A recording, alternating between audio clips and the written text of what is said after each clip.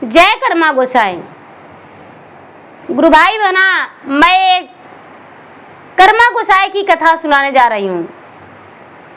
जो कर्मा करते हैं भाई के लिए बहन। कर्मा व्रत जो है भादो मास एकादशी के दिन उपवास रही जाती है। शुक्ल पक्ष दशमी के दिन नहाई खाई करते हैं।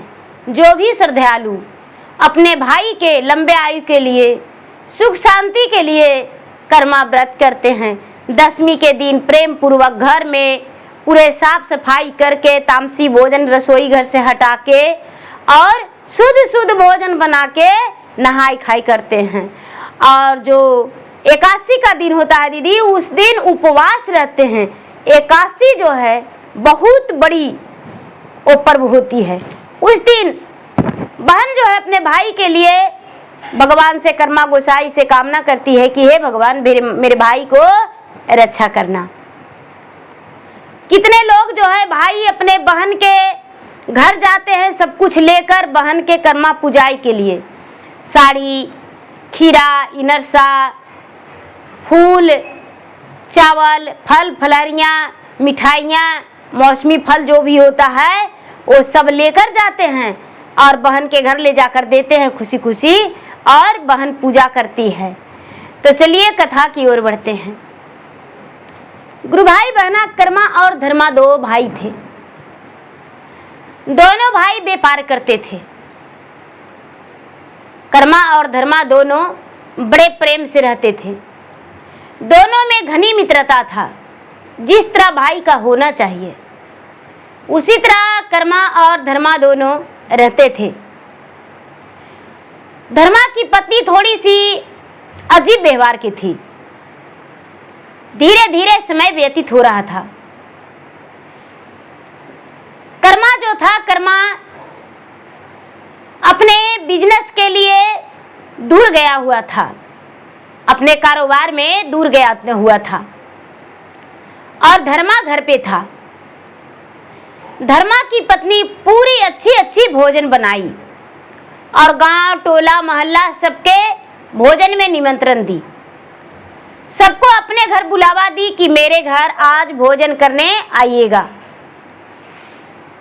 और धर्मा के घर सब लोग भोजन करने गए, लेकिन कर्मा की पत्नी अकेली थी।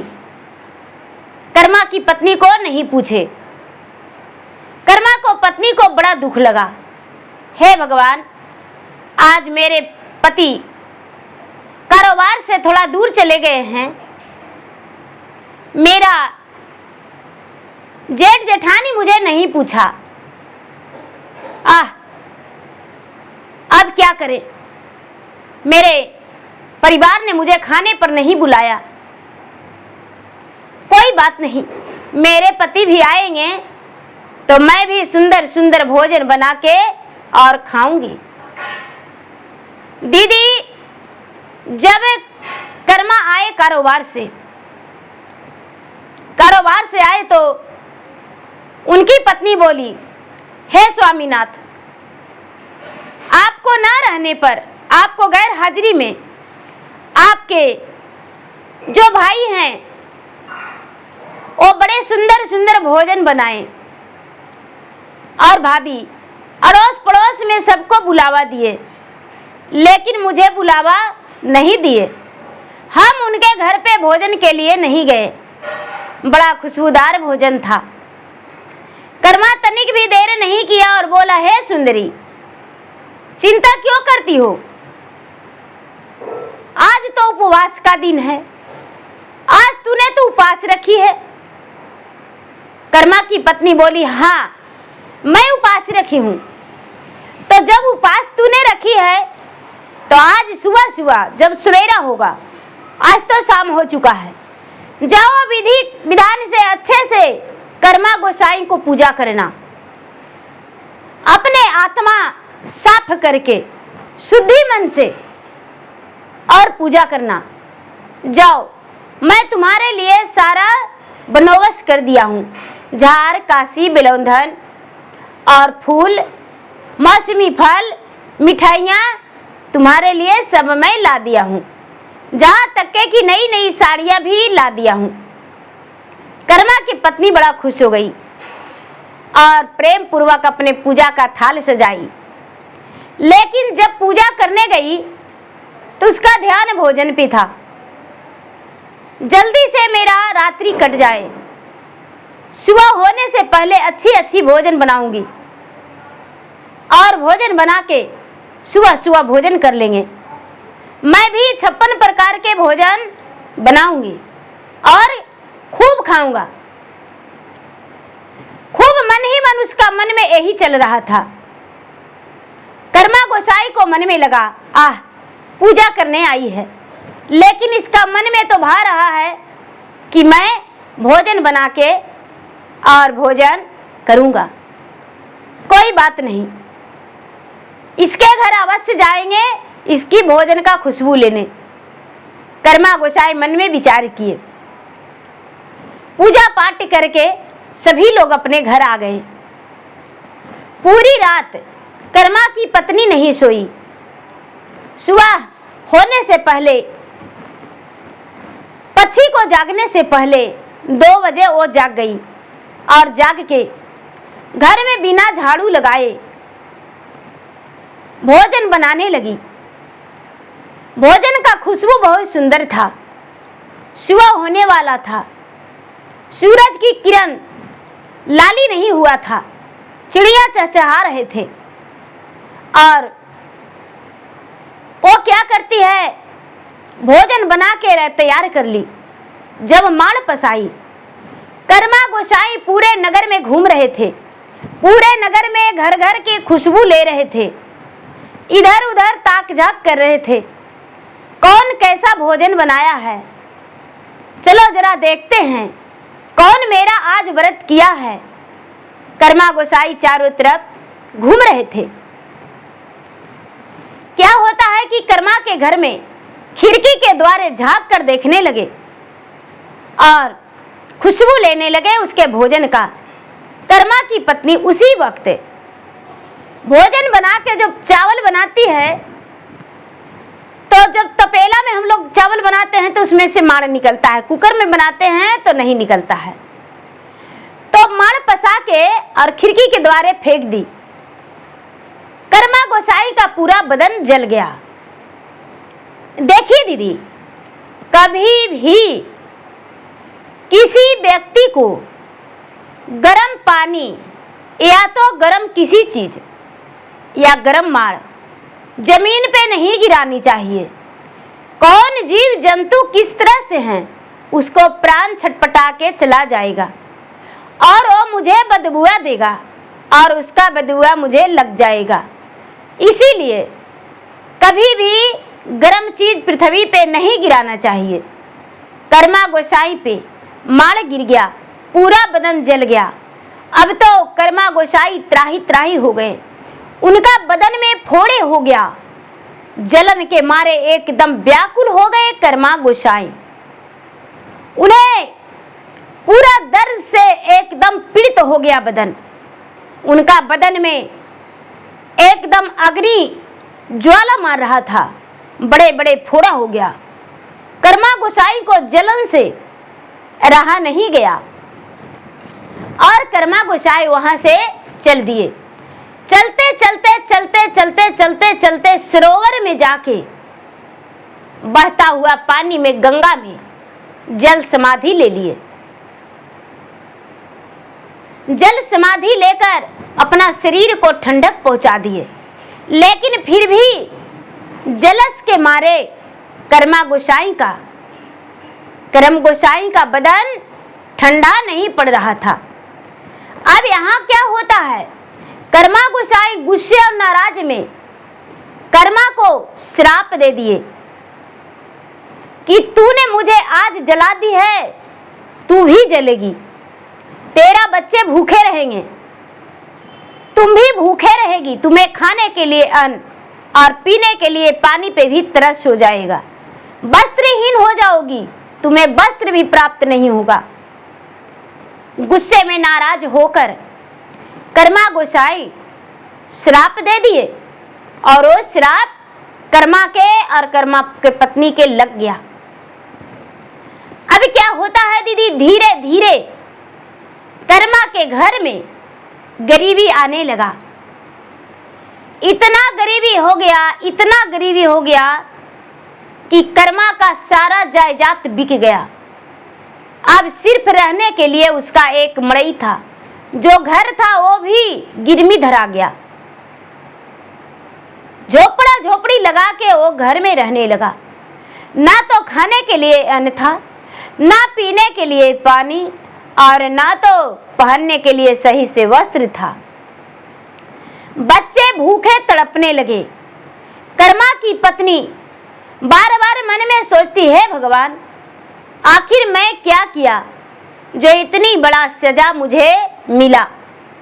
ओ मन में क्रोधित हो रही थी, आखिर मेरे साथ इतना बड़ा क्यों खेला किया गया। अब दीदी धीरे धीरे धीरे धीरे एकदम कर्मा व्याकुल हो गया। कर्मा को लगने लगा कि अब मेरा प्राण नहीं बचेगा। आखिर बच भी कैसे सकता है, भूखे प्यासे कैसे रहेंगे। मुझे हर बीमारी तो छोड़ नहीं रहा है। मेरे घर में लक्ष्मी माता का तो लगता है कि बास ही नहीं है। कर्मा बड़े चिंतित रहने लगे। एक दिन अपने भाई को कहते हैं कि भाई क्या मैं तुम्हारे खेतों में काम करूं। कर्मा बोला भैया, धर्मा बोला भैया ऐसा कैसा हो सकता है। तुम्हारे खाने के लिए अन्न और पहनने के लिए वस्त्र हम देंगे, लेकिन तुम मेरे घर में काम नहीं करोगे। कर्मा बोला धर्मा से, हे भाई हम तुम्हारे घर काम करके मेहनत करके रोटी कमा के खाएंगे, ऐसे नहीं। हमें अपने घर में तुम काम करने दो, और करेंगे भी तो कोई और के नहीं, तुम्हारा ही। यदि तुम्हारे घर काम करेंगे तो कोई भी कुछ नहीं कहेगा। यदि दूसरे के घर मेहनत मजदूरी करेंगे तो लोग ताने देगा। अरे धर्मा का भाई कर्मा कमिया के बराबर कमियाउटी करता है, उसकी पत्नी गोबर गोईठा करती है, इसलिए तू अपने घर में मुझे काम दे दो। धर्मा बोला ठीक है भाई, मेरे घर काम करने के लिए आ जाना। अब कर्मा और कर्मा की पत्नी दोनों धर्मा के खेत में काम करने मन और लगन से चले गए। जब मन और लगन से चले गए, दोनों काम करने लगे। काम कर रहे थे सारे लोग के साथ। धर्मा क्या करते हैं कि अपने घर में कहते हैं कि मुझे खेत पे भोजन ले जाना है। धर्मा की पत्नी बोली रोटी सब्जी बन गया है, जाइए सभी मजदूर को खाना खिला दीजिए। रोटी तैयार करके सजा के लेकर धर्मा चले जाते हैं खेत पे, और सबको भोजन खाने से पहले कर्मा को बोले भाई खाना खा लो। कर्मा बोला अरे भाई, अरे ये तो मेरा घर है, हम पीछे खा लेंगे, सबको खाना खिला दो। यदि पहले हम खाएंगे तो अच्छा नहीं लगेगा। धर्मा समझदार था, वो थोड़ी सी बातों में समझ गया और सबको खाना खिलाने लगा। जितने मजदूर खेत में थे सारे लोग बैठ गए, रोटी रोटी कह के आवाज लगाने लगे। सारी रोटियां खत्म हो गया, एक भी रोटियां नहीं बचा कर्मा के लिए और कर्मा की पत्नी के लिए। कर्मा को विचार था कि जब 4 रोटी मिलेगा तो 2 रोटी अपने बच्चे को लिए लेकर चले जाएंगे और 2 ही रोटी हम खाएंगे। कर्मा की पत्नी सोची थी अरे यहाँ पर हम नहीं खाएंगे, जब मुझे रोटी मिलेगा आंचल में गठरी लगा के बांध के अपने बच्चे के साथ भोजन करेंगे, अच्छा रहेगा। लेकिन उसके पत्नी के लिए और उसके लिए एक भी रोटी नहीं बचा। कर्मा बोले भाई कोई बात नहीं, सब लोग तो खा लिए हैं ना।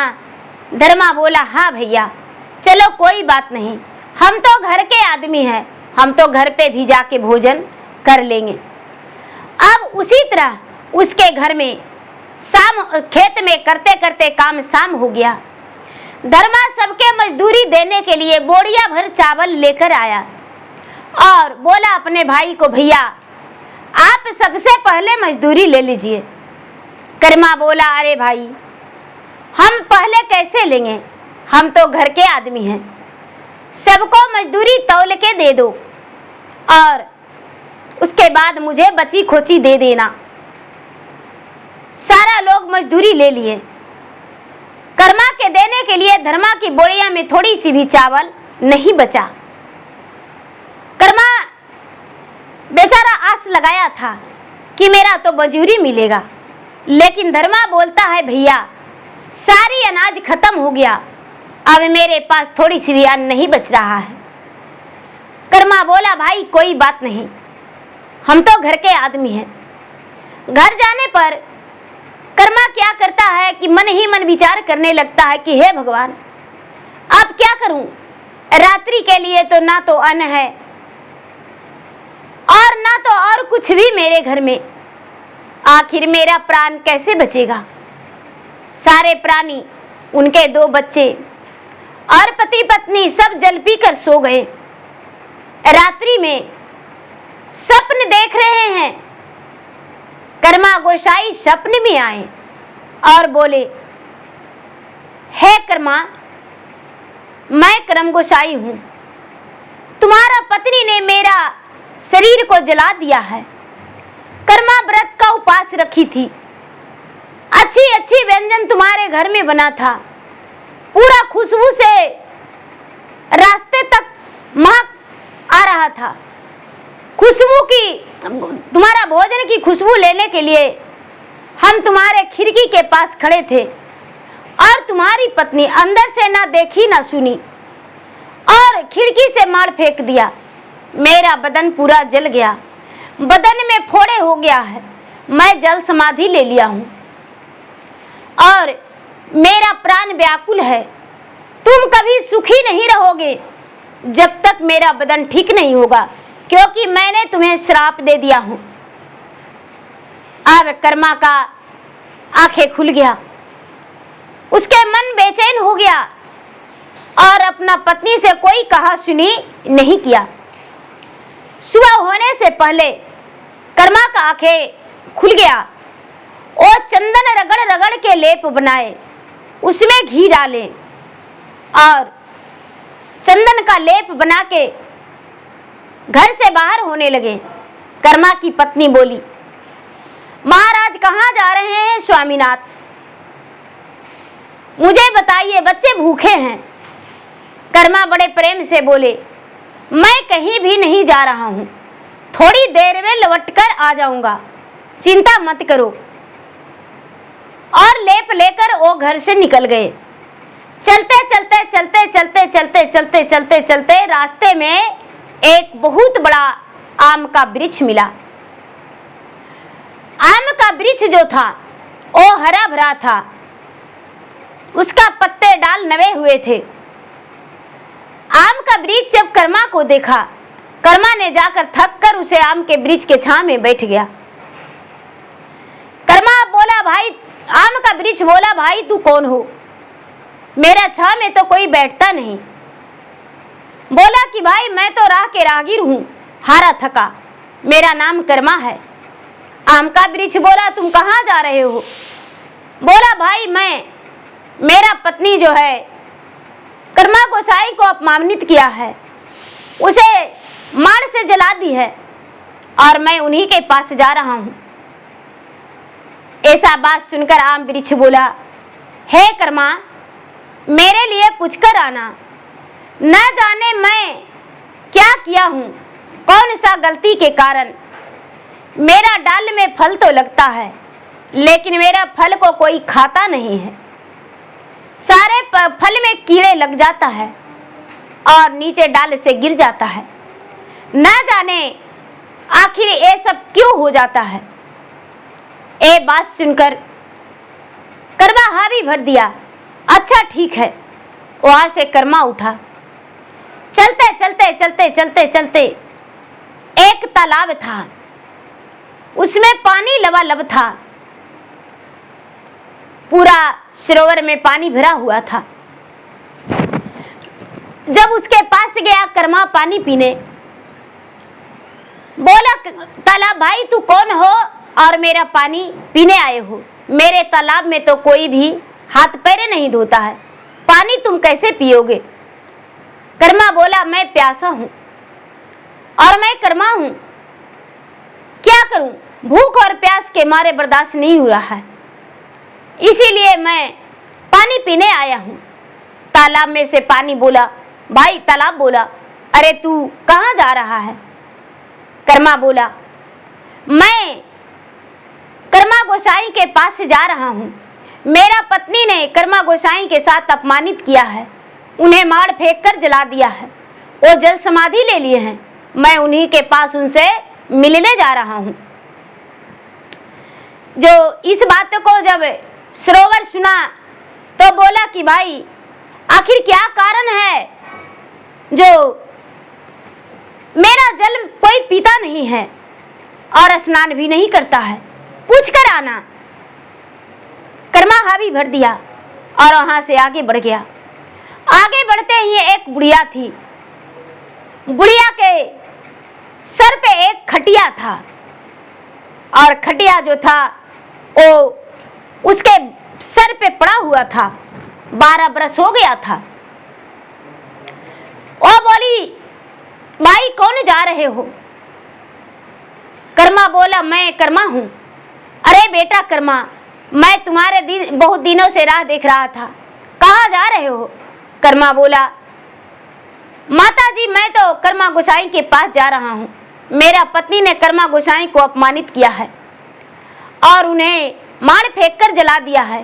कर्मा एकादशी के दिन मेरा पत्नी बहुत बड़ा गलती किया है, मैं उन्हीं को पास चंदन का लेप लगाने जा रहा हूँ।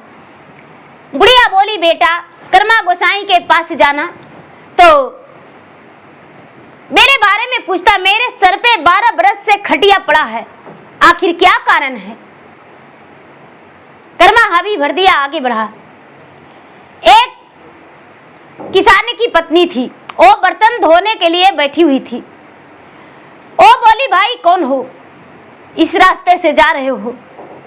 बोला क्या बताऊं, मैं तो कर्मा हूं, मेरा नाम कर्मा है और मैं कर्मा गोसाई के पास जा रहा हूं।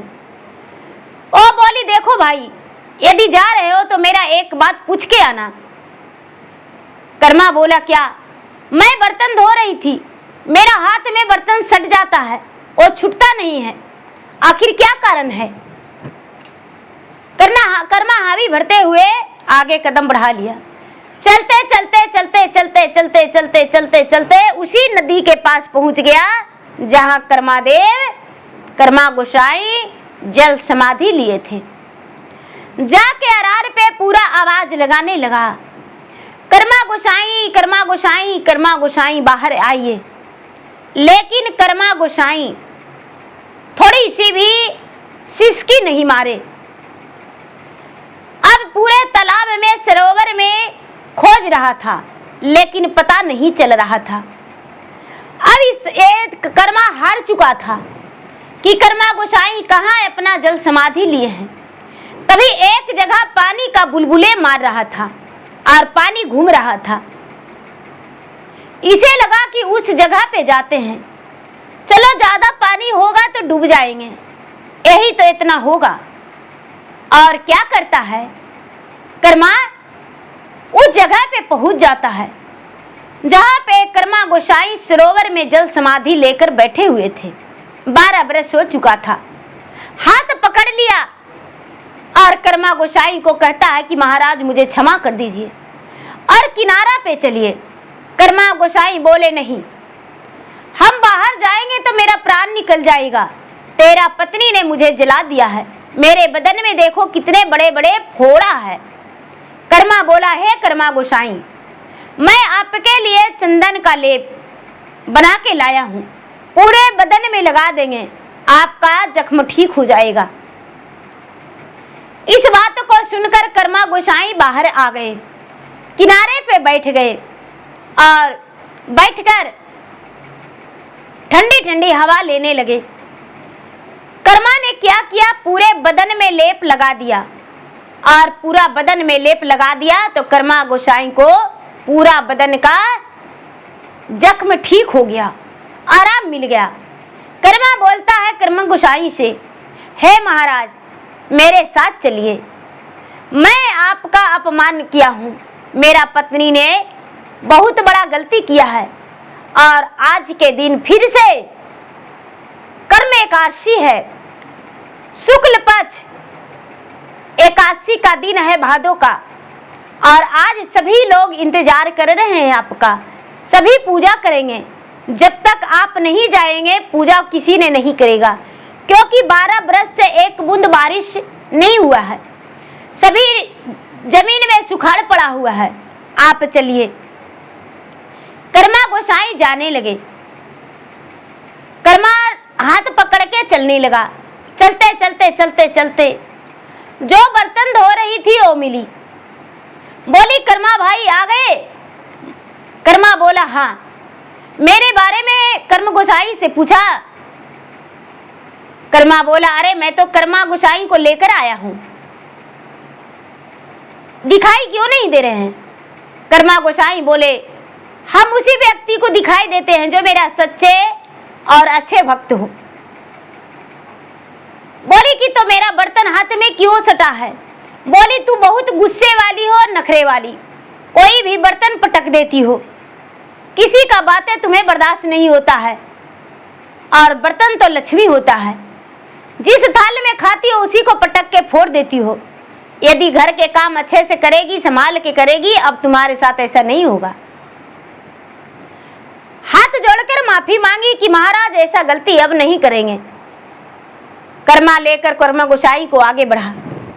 आगे में वो बुढ़िया मिली जिसके सर पे खटिया था, 12 बरस से पड़ा था। बुढ़िया जब कर्मा को देखी बोली कि बेटा आ गया? तो हाँ, मेरे बारे में पूछा? कर्मा बोला हे माता, मैं तो कर्मा गोसाई को अपने साथ लेकर आया हूँ। बुढ़िया बोली मुझे दिखाई क्यों नहीं दे रहे हैं? कर्मा गोसाई बोले हे बुढ़िया, जो मेरा भक्त रहता है, जो भक्ति करता है, मैं उसी को दिखाई देता हूँ, सबको मैं दर्शन नहीं देता हूँ। बुढ़िया बोली महाराज ये सब मेरे साथ कैसे हो रहा है? कर्मा गोसाई बोले बुढ़िया तू एक नंबर की कंजूस हो, कभी भी एक बालक को भी एक रोटी नहीं खिलाई हो, सिर्फ अपना पेट के सिवा। गौ माता को भी एक निवाला कभी नहीं दी हो, सूखी रोटी को भी सिझा के दोबारा और खा जाती थी। कभी गौ माता को भी तुम्हारे हाथ का भोजन दर्शन नहीं हुआ, सिर्फ आप तुम्हारा अपना पेट के सिवा किसी को तूने देखी ही नहीं, दान पुण्य तूने कभी नहीं किया हो। ये बात सुनकर बुढ़िया बोली हाँ महाराज ये सत्य है, हम आज से ही मेरा सर के खटिया हट जाएगा तो दान पुण्य करेंगे, इतना धन संपत्ति रह के क्या होगा। कर्मा गोसाई बोले तुम्हारा तो 7 बेटा है, लेकिन तूने बेटा को भी कभी खुश नहीं देखना मांगी, अपने बहू को पर भी चिल्लाते रहती हो, इसलिए तुम्हारे सिर पे खटिया अटक गया है। बोली महाराज आज से दान पुण्य करेंगे। बुढ़िया का सर से खटिया हट गया।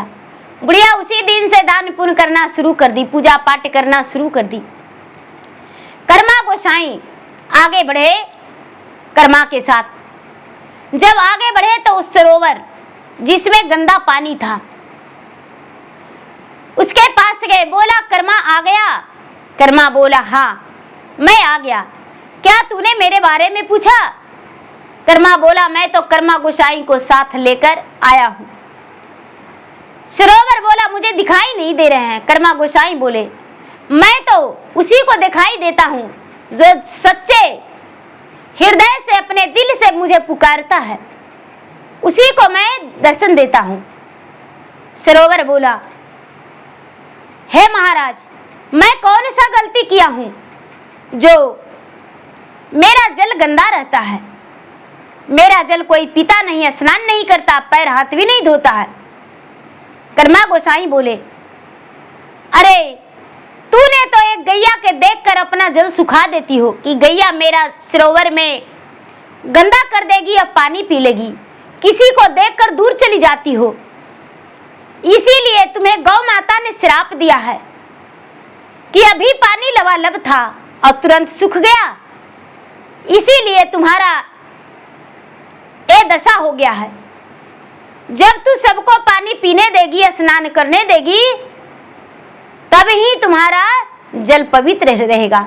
सरोवर से आवाज निकला, हे कर्मा गोसाई, आज तक तो मैं दूसरे से घृणा मान के आया, लेकिन आज से मैं आपको वचन देता हूं, कोई भी पापी को पाप धोकर बहा देंगे धारा में, कोई भी मेरा जल में स्नान करेगा, मैं अपमान उसे नहीं करूंगा और स्नान करने दूंगा, मेरा ही जल पवित्र रहेगा। संसार में गंगा पवित्र के नाम से जाना जाएगा और गंगा का जल निर्मल होगा। बिना गंगा के जल का कोई चीज पवित्र नहीं होगा। जब तक गंगा जल उठा के लेकर नहीं जाएगा, पूजा भी सफल नहीं होगा और मेरा जल पवित्र रहेगा। कर्मा और कर्मा गोसाई दोनों आगे बढ़े, आम के वृक्ष के पास पहुंचे। जब आम के वृक्ष के पास पहुंचे, आम का वृक्ष बोला, कर्मा आ गया? कर्मा बोला, हाँ। पूछा? इस बात को सुन के कर्मा बोला, मैं तो कर्मा गोसाई को भी लेकर आया हूं, मेरे साथ हैं। आम का वृक्ष बोला, मुझे दिखाई नहीं देते हैं। इस बात को सुन के और कर्मा गोसाई कहते हैं, मैं उसी को दिखाई देता हूं जो मुझे सच्चे मन से पुकारता है, जो जिसके मन में पवित्रता हो। इस बात को सुन के बोला, महाराज आखिर क्या है जो मेरा छाया में भी कोई नहीं बैठता है और मेरा फल गंदा लग जाता है। इस बात को सुन के कर्मा गोसाई बोले, अरे अपने डाल को ऊपर की ओर ले जाता है, किसी को छाया नहीं लगने देता है और तुम्हारे छाया में जब बैठता है तो डाल टूट के गिर जाता है, इसीलिए तुम्हारा छाया में कोई नहीं बैठता, फल गंदा लगता है। तुम्हें श्राप दे दिया है, कोई महात्मा जो है आकर बैठे, तुम्हारा डाल उनका सर पे गिर गया और वही श्राप दे दिए हैं। यदि ऐसा रहेगा तो और क्या करेंगे? आम का वृक्ष बोला, हे कर्मा गोसाई, आज के बाद मैं ऐसा नहीं करूंगा, मैं अपने फल सबको खिलाऊंगा और ठंडी ठंडी हवा देंगे। जो मेरा फल के बिना पूजा नहीं होगा, मेरे पत्ते के बिना पूजा नहीं होगा, मेरा डाल के बिना पूजा नहीं होगा, आज से मेरा पवित्र हो जाएगा पूरे वृक्ष। मेरा जो जड़ है वो भी धूप के नाम से जलाया जाएगा, होम जलेगा। मेरा पत्ते है वो पूजा में लगेगा, मेरा फल है प्रसादी बनेगा। कर्मा गोसाई प्रसन्न होकर बोले कि तेरा कंची का दतमन होगा, तेरा डाल जो है उसका हवन जलेगा, तेरा पत्ते का जल छिड़काव किया जाएगा, वो भी कलश में पड़ेगा। एर मस्तु आम का आशीर्वाद दे दिया और कर्मा गोसाई वहां से चल दिए। देखते हैं गुरु भाई बना, कोई पूजा पाठ में हवन होता है तो आम के लकड़ी रहता है और बेल का लकड़ी होता है, बहुत सारी लकड़ियां होती है, लेकिन आम का जरूरी शुद्धि माना गया है। आम का पल्लों के बिना पूजा शुद्ध नहीं होता है। जब कर्मा और कर्मा गोसाई दोनों गांव गए, कर्मा की पत्नी बेसब्री से अपना पति को इंतजार कर रही थी। उस दिन भी उपासी थी, कर्मा व्रत रखी थी। जब कर्मा गोसाई पहुंचे, कर्मा से पूछी, कर्मा की पत्नी आप कहाँ गए थे? बोली कि कर्मा बोला कि मैं कर्मा गोसाई को लाने गया था। कर्मा गोसाई को, हाँ अब हम तुरंत पूजा का तैयारी करेंगे।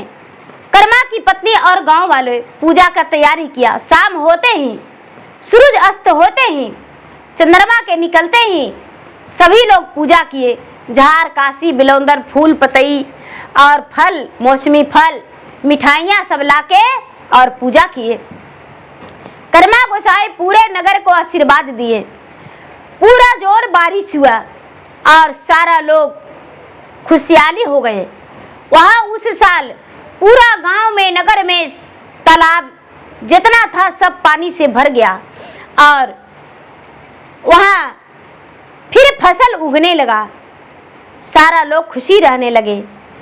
करम करम करम विचार, करम लेके पसली झार, अपन करम पहिया के धरम झार, मैं फहरावही काट के कठपुतली करम के दाड़, अपन करम भैया के धरम झार, मैं फहरावही काट के कठपुतली करम के डाल, अपन करम भैया के धरम झार, मैं फहरावही करम करम करम विचार, करम लेके पसली डाल, अपन करम भैया के धरम झार, मैं फहरावही। प्रेम से बोलिए कर्मा गोसाई की जय।